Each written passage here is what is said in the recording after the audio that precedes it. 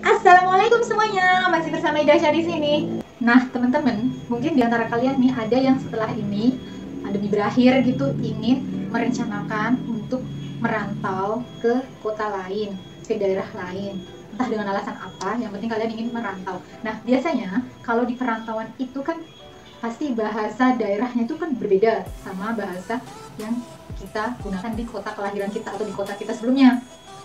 Mungkin di antara kalian ada yang mudah gitu ya menyesuaikan diri, mudah belajar bahasa daerah setempat, tapi ada juga nih yang kesulitan, ada juga yang bahkan kalian mungkin pernah lihat gitu, pernah dengar gitu, ada orang yang sudah tinggal di suatu daerah tersebut, dia asalnya dari daerah mana gitu, terus dia tinggal di situ sudah bertahun-tahun, bahkan udah puluhan tahun, tapi masih belum bisa dengan bahasa daerah tersebut, atau masih, ya pokoknya masih belum bisa lah gitu.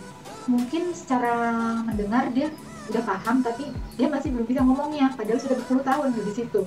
Kan aneh kalau menurut aku. Nah, kenapa aku bilang aneh? Karena pengalaman aku sendiri, aku kan di sini di Yogyakarta itu sudah dari tahun berapa ya? Aku lupa. Pokoknya udah 10 tahun lebih. Dan alhamdulillah aku udah biasa mengucapkan, mendengar gitu. Sudah biasa dengan bahasa Jogja sini. Bahkan orang yang baru kenal gitu, itu yang nggak tahu aku asalnya dari mana gitu, mereka ngiranya ya aku orang sekitar sininya aja gitu, atau kalau enggak ya aku orang Jawa Tengah gitu yang ya bahasanya kan hampir sama gitu, hampir di Jogja gitu, mereka mengiranya orang Jogja atau Jawa Tengah aja gitu, padahal kan aku aslinya dari Jawa Barat ya teman-teman. Terus bagaimana sih caranya supaya kita bisa dengan mudah gitu memahami, menguasai bahasa daerah di tempat kita tinggal yang baru atau di tempat perantauan kita itu. Nah, berikut ini aku akan ngasih kalian tips-tipsnya. Oke, jangan kemana-mana, langsung aja kita let's go.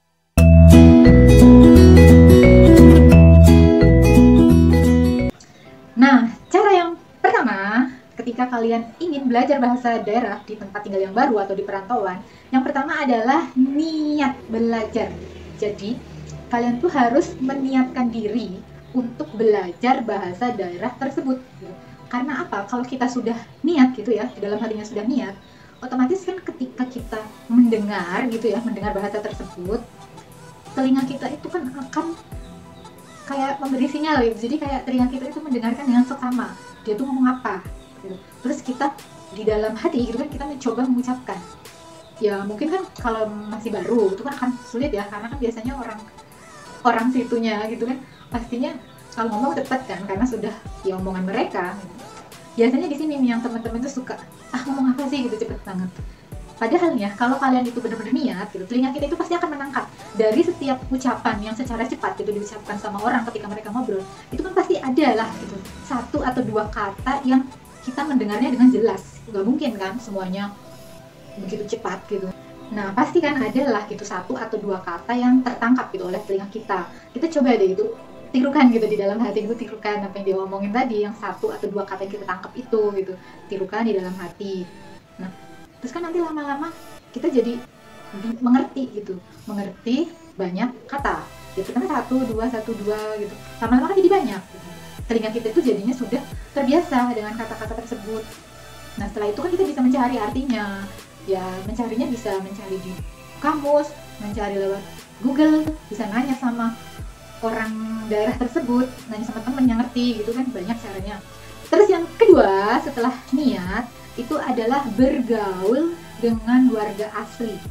Iya, jadi cara supaya kita bisa cepat belajar bahasa daerah di tempat yang baru itu kita harus bergaul dengan warga asli. Karena apa? Karena kan biasanya kalau warga asli itu kan pasti ngomongnya pakai bahasa daerah tempat kan gitu.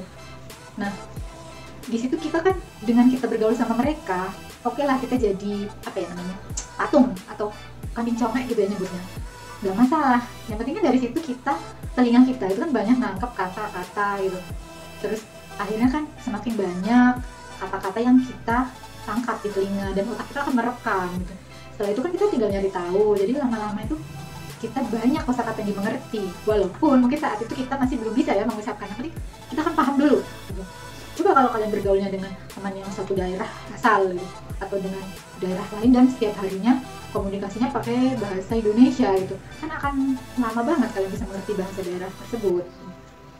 Terus yang ketiga itu tips dari aku adalah setelah kalian sudah niat dan sudah bergaul dengan warga asli daerah setempat, kalian juga harus harus dipaksakan lah gitu untuk mempraktekkan gitu, kata-kata yang sudah kalian kuasai. Gitu. Kayak misalnya contoh aku di sini gitu kan, yang paling gampang gitu kan, pertama kali itu bilang opo gitu kan. Kalau di Jawa Barat kan apa gitu, naon gitu. Di sini kan opo gitu. Ya udah cuman bisanya sekedar bilang opo ya opo aja gitu. Tapi itu kan akhirnya apa? Lidah kita itu jadi terbiasa gitu dengan bahasa tersebut. Mungkin hanya satu kata gitu. Terus kan kalau lidahnya sudah terbiasa, lama-lama 2 kata, 3 kata, pelan-pelan aja. Jadi intinya setiap kata yang kita bisa, selain telinga kita sudah nangkep, otak kita juga sudah merekam, lidah kita coba ucapkan setiap kata yang bisa kita pahami gitu, kita ucapkan. Jangan cuma memahami aja di pikiran, tapi kita juga mencoba mempraktekannya gitu. Karena itu tujuannya supaya lidah kita terbiasa mengucapkan. Akhirnya lama-lama kan jadi lancar. Terus tips yang keempat dari aku adalah mencari teman yang mau mengajari. Teman yang mau mengajari di sini maksudnya itu bukan guru ya, bukan les itu bukan gitu. Tapi maksudnya di sini kalian kan pasti punya temen kan, apalagi sudah bergaul dengan warga sekitar situ kan pasti ada lah satu yang nyantol jadi teman akrab, jadi best friend gitu kan, pasti ada. Nah dari situ kalian buatlah kayak semacam kesepakatan gitu sama temen, jadi supaya dia itu mau mengajari kalian dengan bahasa daerahnya tersebut. Nah maksudnya di sini adalah ketika kalian tuh mendapatkan kata yang baru gitu, terus kan nggak mungkin dong kita lagi dengerin ada orang ngobrol gitu ya, terus kita dengar itu apa ya, Pak itu maksudnya apa sih gitu. Kan nggak mungkin ganggu orang lagi ngobrol dong. Nah setelah kita telinganya nangkep, terus kita nanya deh sama teman yang sudah jadi teman akrab kita, sudah jadi best friend kita itu, kita nanya ini tuh artinya apa sih ya gitu. Oh itu tuh artinya ini, kayak gitu. Jadi kan kita lebih enak gitu kalau ada teman yang mau untuk mengajari kita. Dan pastinya nih cari temennya yang serius gitu, karena kadang ada temen yang agak jahil gitu ya, kadang dia tuh bukannya mau ngajarin tapi malah meledek gitu, atau malah kadang godain kita, atau malah kadang ngerjain kita gitu, ada yang kayak gitu ya.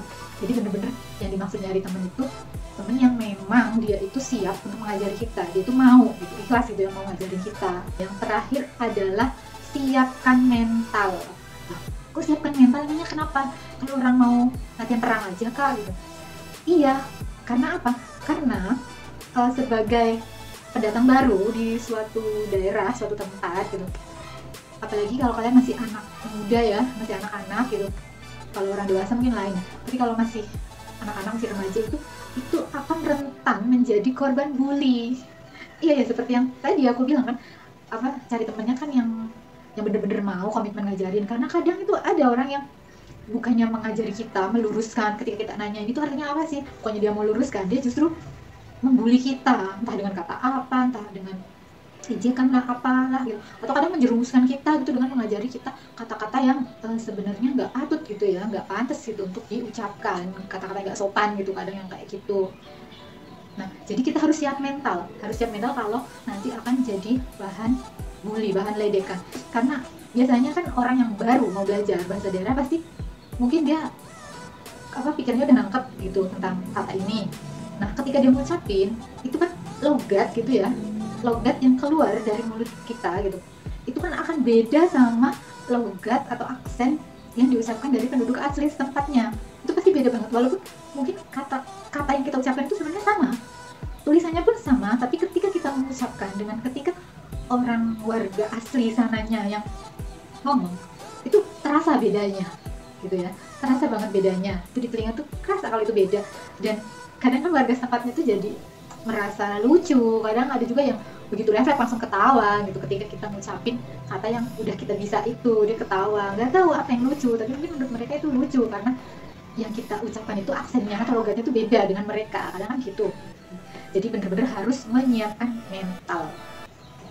Nah oke teman-teman, itu saja tips-tips dari aku tentang bagaimana cara cepat belajar bahasa daerah di tempat perantauan atau di tempat yang baru. Nah, buat kalian yang suka sama video ini, jangan lupa di like, dan yang belum subscribe silahkan di subscribe dulu, dan jangan lupa dinyalakan loncengnya supaya kalian nggak dianggap sebagai spam ya oleh pihak YouTube-nya. Nah, buat kalian yang punya pengalaman, entah itu pengalaman yang lucu atau pengalaman dibully, boleh ya di-share ke kolom komentar nih, bagaimana pengalaman kalian ketika belajar bahasa daerah di tempat yang baru atau di tempat kalian merantau. Bagaimana sih itu kesan-kesan kalian ketika belajar bahasa daerahnya gitu. Boleh ya kalian share ke kita semua nih di kolom komentar. Nah, terima kasih buat kalian yang sudah menonton video ini sampai selesai. Jangan lupa tonton video-video aku yang lainnya juga ya. Terima kasih atas waktunya. Sekian dari aku. Wassalamualaikum warahmatullahi wabarakatuh. Dadah.